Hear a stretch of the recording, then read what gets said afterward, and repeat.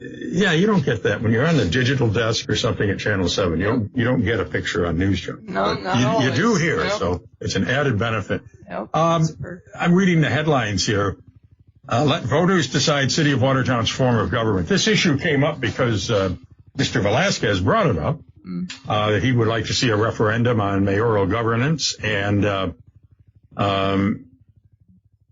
what do you think of that? Should the people decide that, or is that best left to the profession? Well, I think best left to the professionals isn't quite the way to frame the argument. I think if something like that were to be implemented, even a referendum, the call for it should come from the people. And I haven't heard that from city residents yet. I've started, now that the topic's been raised, I've started to, unofficially poll some people as I'm going door to door, and I haven't found the interest.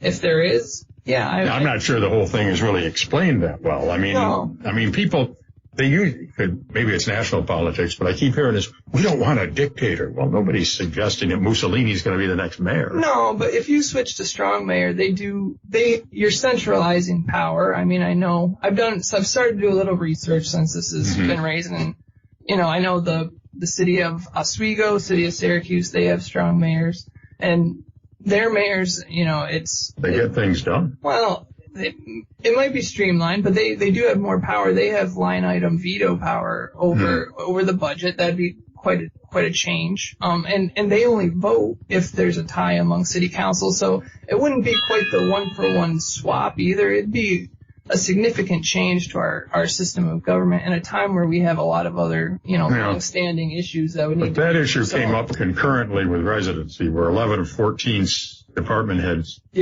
crossing the city line in about 4 hours. Yeah, and that was disappointing to hear. I know someone brought that, one of the department heads, I believe, or an employee brought that up while advocating for the city manager. I don't think she ended up making the point that she intended on making. It's disappointing to hear, because as a city resident, you want the people that work in the city to live in the city. And I know you can't legislate that. Maybe there's a way we can, try to entice that, either whether it's, Well, right. I mean, it's hard to... city residents either make slightly more in salary than non-city residents if they work for the city, or something like that. But it'd be a lot of pay cuts right now. Yeah, well, that's true, but it'd be, an incentive at least. I remember that meeting and you were probably in the audience. Yeah. They voted on the local law that allowed the city to circumvent the public officers law, which they were in violation of. Correct. From the hiring of Mr. Wagoner. And incidentally, he's a nice guy. Yeah. You have to qualify every statement by saying he's a nice guy. So I've been told. I haven't met him personally, but he appears to be. Okay.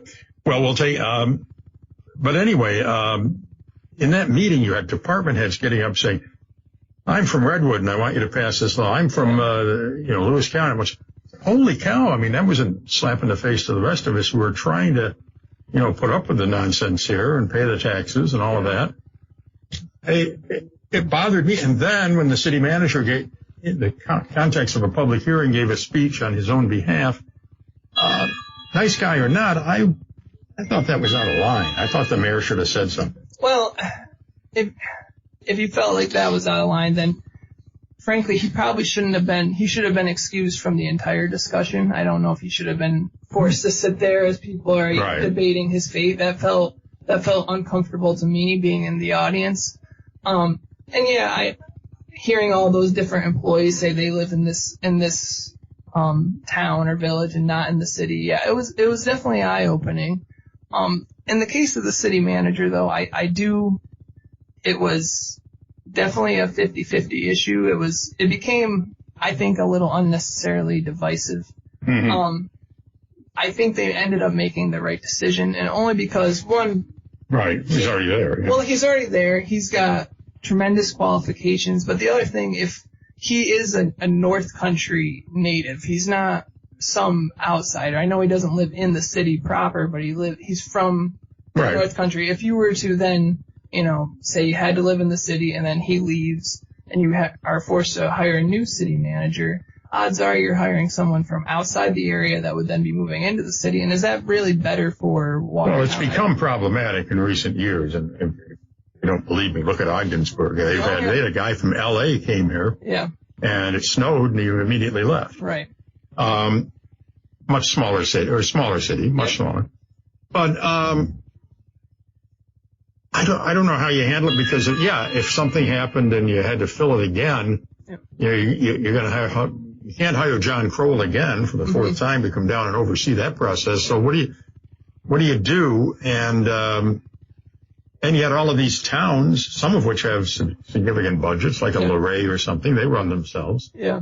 And, they've all got legal counsel and they all, I don't know. I mean, I don't know what the answer is. No. But I'm inclined to think, if you take the personalities and people out of it, this whole thing to me, and I don't know if it struck you that way, because this is when Mayor Smith basically got Mr. Wagoner in there. Why did they all sign a contract saying he was going to move in when I don't think there was any intention of moving? Yeah, that was having no inside knowledge. It was odd, and that was, it was most likely, not handled the way I would have handled it, I think. Talking about communication and stuff like that. But, now once he's in, they ignored the public officers law, and I blame that on the attorney. Attorneys are there to tell you, hey, there's this law that says you got to do this. Yep. But it was just like, I just got the feeling it was like wink, wink, nod, nod, we'll put this in the contract and nobody will pay attention. And really nobody did for quite a while. Yeah, and even if that's not the case, that's how it appeared. So that makes it so. But that was you're tight with Jeff Smith. That's what I've heard. He and his wife Millie have endorsed. Well, is that a good thing? No, I'll take any endorsement, I guess. They are, they've been heavily involved in the community. But yeah, I've heard that I'm quote unquote his candidate. I've met him a few times, but we're not, Well, he appointed your dad to the planning board. I don't. Well, Was that him?